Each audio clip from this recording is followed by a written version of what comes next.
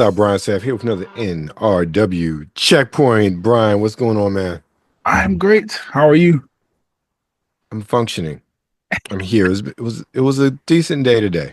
Okay, Has this this been is good. yesterday? My answer definitely been different, but it's been a Okay. decent day today.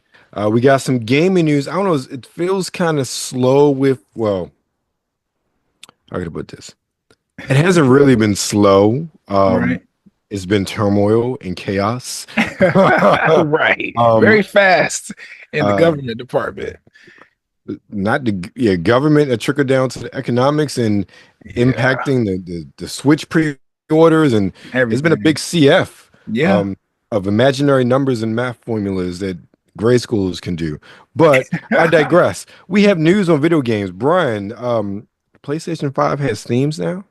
Yeah, so they've quietly, or Sony, I should say, they've quietly like snuck in some themes. So if you are a PlayStation owner, this is free across the board. It You better think be. you go into yeah, you go into the store because sometimes they like to keep things behind the paywall. Oh, if you premium is for you, but if not, whatever. But this is for everybody. You go into the PlayStation store. I think what I saw like 12 to 15 themes that they put in there from obviously PlayStation games that are very, Mhm. very popular. This is news for me personally because I believe what PlayStation 3 might have introduced themes Okay. and then they carry over into PlayStation 4, but that's where it stopped. Like PlayStation 5 doesn't have themes. They don't have a way for you to cut well, they do have customization features, but not anything to that effect where it's like, Oh, I oh didn't know that. That's yeah, awesome. Okay. there was a thing in the PlayStation 3, PlayStation 4 era, got moving backgrounds and Right. stuff. Yeah. The icons would change colors and stuff. PlayStation, they pretty much locked it, or PlayStation 5, I should say, they pretty much locked it to some generic stuff, and then you can customize or arrange to order those generic things appear, which is fine. But PlayStation fans, we were crying out for themes, and they finally kind of snuck that in on us. They didn't really make an announcement or whatever. It just kind of showed up, and then the news folks that I follow that report on these things, they just start writing articles. So I was like, oh, that's dope. I'm gonna check that out. I actually Okay. Because I just was got off. wondering when you put it in the notes, I'm like, why is this news? But now I know Oh, why it's news. yeah, It it's been doesn't do that something. already? Yeah, so it's been something we've been begging for since we turned the PlayStation 5 on and realized we couldn't make it our own. And so yeah, it's pretty good. That's 5 years after the PlayStation Yeah, 5 comes exactly. out. But That's sure, Sony. craziness. Yeah. And then in Xbox news, Microsoft announced the showcase is happening on June 18th, again, or not 18th, 8th. Uh, um gaming showcase. I'm excited for that just because I don't know, Xbox they do really good showcases Hmm. and I'm always looking for a reason to own another console. On top of that, we know Microsoft is partnered with Nintendo for some things. So I'm interested to see if they will announce any Switch games. It's the Xbox showcase, so probably gonna focus mostly on Xbox, but you never know with Microsoft with surprises. And then speaking of um, Nintendo and the Switch 2, they announced I want to say today or yesterday that Breath of the Wild and Tears of the Kingdom, both very, very popular Zelda games on the Nintendo Switch, will include or will have the Switch 2 versions included in the Xbox or Nintendo Online expansion pack finesse fiasco, whatever. So if you are a Breath of the Wild owner, I am. If you are a Tears of the King owner, don't have it yet.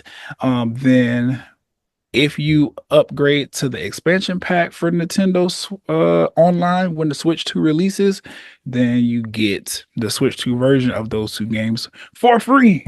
They decided to be nice and give it to us with no additional costs except for you paying for the expansion. But other than that, that's free, and I just feel like that was great news. You So know what? I'm not mad at that, me especially either. considering I think last time, I know we were talking last time about the expansions. I think these expansions are only going to be like is it $10 or $20, not the $30 as some people were reporting. Yeah, between So 10 and 30. yeah, I think so. So they weren't super expensive, Mm-hmm. um, as with some of the other expansions because they're just like quality of life upgrades. They don't really add anything new Right. based on the reporting I've seen. So Mm-hmm. to have that as part of the online package, I think is a pretty good deal. Mm-hmm. Which I was actually reading about this a little deeper. The Breath of the Wild and Tears of the Kingdom updates, they are a little bit more than quality of life Okay. additions. So Yes. these Switch 2 versions are actually like enhancing the games to the point where you can actually play them again if you've beaten them already. There's more stuff in the games for you to do. So that's another really, really good, selling point or something I think is dope about them including that in the expansion pack. I Yeah. wonder if this is going to, I don't know, open the door for some type of monthly situation like what we have with PlayStation Plus and Game Pass and things, or I don't know. I don't know. This just looks good to me. I got excited about it, so I was like, let's talk about it. Yeah, I agree. I think it's a good deal. And Hmm. the one thing that they haven't announced, which I'm glad, Hmm. considering how much we've been talking about the Switch 2 and its pricing, Hmm. is an increase to the online pass and the online pass extension or expansion. They have Right. not talked about an increase to that, which I don't think they should. Right. They shouldn't do that. Uh-uh. I think that'll really ruffle people's feathers. Definitely. Um, but yeah, I think that's a good deal, though, in my opinion. I agree. Especially because the base, like just Nintendo Online is $20 a year. Yeah, Like, exactly. and then I believe to add the expansion pack is an extra $25 or something Yeah, I like think it's that. like 55, 59 total, something like that. I don't think you pay more Yeah, than $60 a year for the whole package, which right. again, look, even I'll say this, even if they bumped it up like $10, $5 a piece, There's still a I value think people there. can live with that. Yeah, Like that's still definitely. a good value for what you get, in my opinion. Yeah. Just for the retro gaming stuff. Because Hmm. in comparison, just for retro gaming, like Amstead Arcade is, I believe that's 40, it's either 39.99 or 49.99 a year, Okay. but you can buy a lifetime subscription for like 80. Hmm. Okay. But just Oh just yeah, I for remember you the talking about that. yearly part, it's comparable. Hmm. You may get more. I don't know if you get more games, but you get a lot of games, but you don't get the Nintendo stuff. You don't get the 64 stuff. You don't get, well, you get Genesis stuff. I playing Genesis game on it. But my point is, if you look at it just as a gaming service, Hmm. um, there are equivalents out there that cost not that much more Right. uh, than Nintendo Online, just for the base unit. Excuse me, just for everything, for the whole expanded packet. It's Hmm. you know, close in price. So I'm like, I can't be upset about that for what you get. And then you get the expansions with Splatoon 3. What was the other one that you got? Mario Kart expansions as part of that as well. Hmm. So especially if you do all of that, you get a pretty good bang for your buck yearly, in my opinion. Yeah. That's always been I guess a saving grace or at least a point with me for Nintendo that I've always appreciated. That Nintendo Online is $20. Right, And they just knock that out. If I want to get the extra expansion stuff, sure, I'll pay the extra 25, $30, whatever it costs, and just be done. I've just appreciated that versus, PlayStation. They right. want to charge almost triple that for the expansion. Yeah, it's crazy. But yeah, that's all for the gaming news that I have. So what we Okay, got so for let's new get into the releases? games Oh, then, man. This week we got the release of a game we both been talking about, excited to play in. Hopefully, if I carve out some time tonight, I'm gonna fire up the Xbox and play it. let's do It is South of Midnight, dropping on Xbox Series systems and PC, and of course Game Pass. it. South of Midnight is an action adventure from Compulsion Games. Explore the mythos and confront mysterious creatures of the Deep South in this modern folktale while learning to weave an ancient power to surmount obstacles and unravel your family's dark history. Um, Mm. it's been reviewing pretty well, so I'm happy about that. Okay. Yeah, that's what's up. I haven't even seen anybody really discussing it, but That's probably because I've just been not paying attention to social media. You've been busy. So, Yeah. next uh, up, we have a game that I actually have I've watched videos of okay. and people playing through like early access about a month or two ago. It's Into the Dark, Our Darkest Days. It's well, Texas, 1980. Walton City has fallen to a zombie outbreak. Lead a band of Always the desperate zombies. survivors from refuge to refuge by scavenging, crafting, and fighting in a restless struggle for survival. Plan wisely, stick together, and above all, keep moving if you want to make it out alive. So we were watching trailer for that. I like this one because it was, in my opinion, a different take on a zombie game. Okay. And then the last one we're highlighting for the week is Pocket Bravery on a PS4, 5, Xbox. Is on everything. Yeah. It's on everything. Pocket Bravery is an original fighting game in SD style with charismatic characters, SD. vibrant colors, and a combat system based on the classics from the 90s, made to attract experienced players, but also has features to teach new ones. Okay. And Yeah, with I'm that, definitely interested in the trailer for yeah, that. definitely. I saw that. I'm like, oh, we gotta look at that. Let's check Okay. out the trailer for Pocket Bravery. Rated T for teen.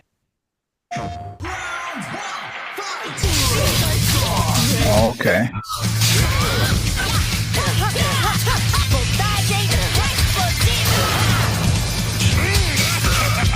Like the old Mhm. 2D fighters on not even on a Super NES. Right. It was like the blonde chick, almost like Android 19 from Dragon Ball. She does.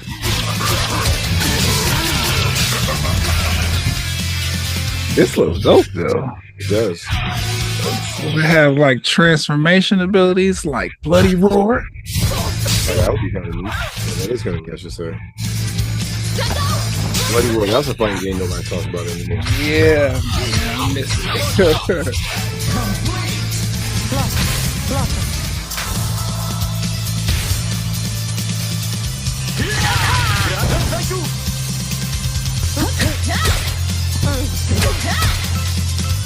I like that I can tell that it's like definitely inspired by like the classic fighting games. I think that's really dope.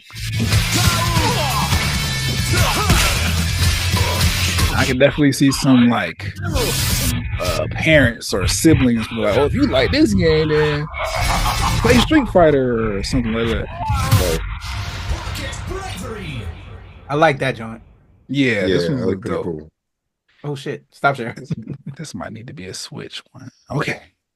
Or it was on everything. It was on all Yeah, platforms. yeah. But I don't like to have games for all everything. One time, Got my you. platform of choice. But yeah. All right. Next up, we have Into the Dead, Our Darkest Days. Damn.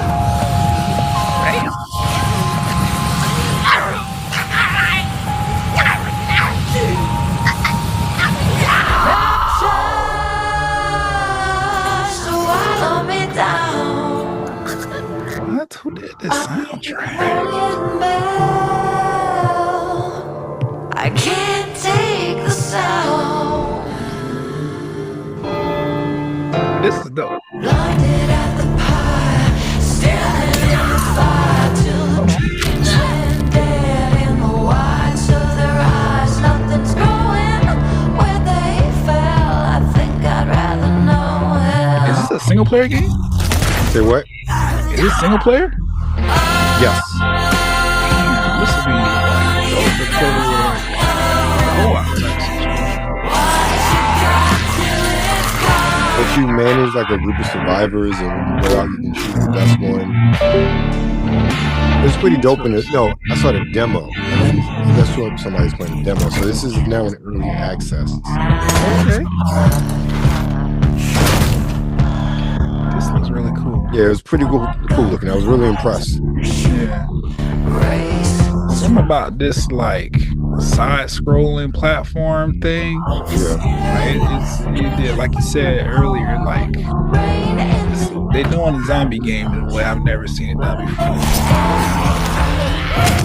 Damn. But you also got like resource management aspects as well, and find different shelter and moving. And you got a bit of what's so much tower defend, but fortify different bases and stuff.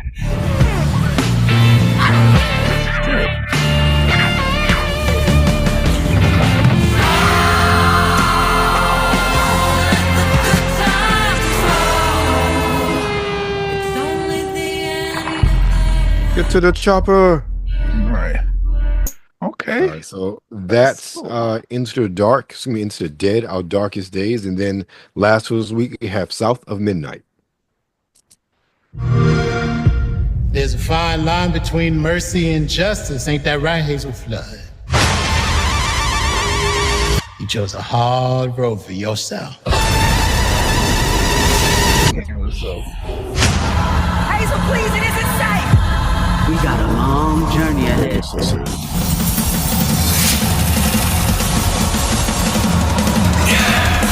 I'm always fast enough.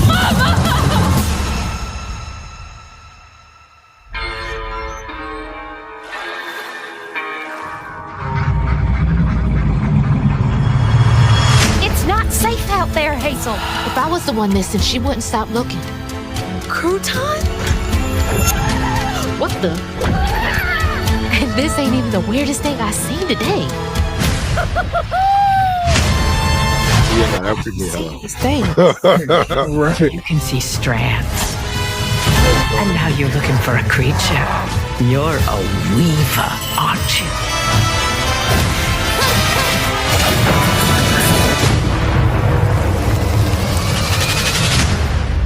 Hello?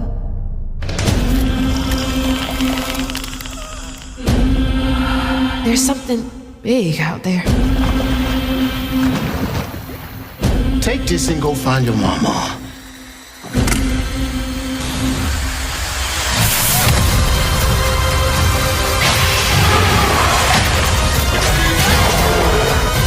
I'll come back. You better. I gotta know how this tale of Hazel ends.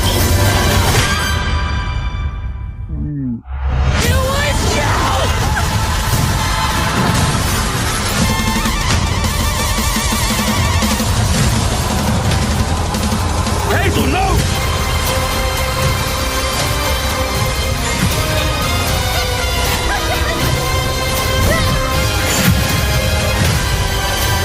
This ends now. Mama? I need to play it. I'm playing that tonight. Heck, if I don't get my Xbox, I'm playing my phone. Cloud play, straight up. I was tempted to play it on my lunch break today, but I got busy. That joint's fire, dog. Yeah. Fire. I need to play it. Yeah, Oh, so damn. yeah, Okay. definitely. I'm playing it tonight. One way or another, I'm playing it tonight. Damn, that look great. Yeah, it does. So that's South of Okay. Midnight. Brian, what you got coming up, man? I'm preparing the next episode of this of Sci-Fi Loud podcast.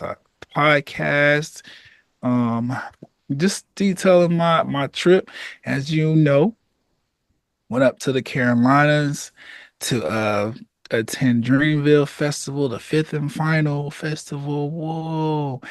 And then I also made a stop to the state line to Carowinds Theme Park to enjoy all the fantastic roller coasters that they have there. And I feel like talking about it. So I'm, making some things happen for that. And then after that, who knows? What about you? What you have going on? Right now, all of my coverage from HawkCon is coming out. I went down to back at my my alma mater, University of Maryland Eastern Shore, had their first annual HawkCon to support the Visual Arts program there. So went down on March 1st of this year. So my interviews with Jim from X9 Productions is up. Matthew from All the Black Lotus, who I keep seeing everywhere because he was also at BlurCon and AwesomeCon, which I just went to. And then at the time of this recording, tomorrow, my conversation with Mariah Terry of Spongy Art will be up as well. And then next week, we got Rock-Zero, as well as my man Josh, who I've known for such a long time over at PBL Comics. All that's coming out next week as well over on all platforms, Webster Style, Sartorian Geek. You know what it is, but you know where you are. Nerds of the World. Make sure you follow us everywhere. Let us know what games you're looking forward to. Let us know what games you're playing. Let us know on socials, Instagram, New Release Wednesday, Twitter at the NRW, and of course, you're currently on YouTube. So make sure you like, you share, and subscribe.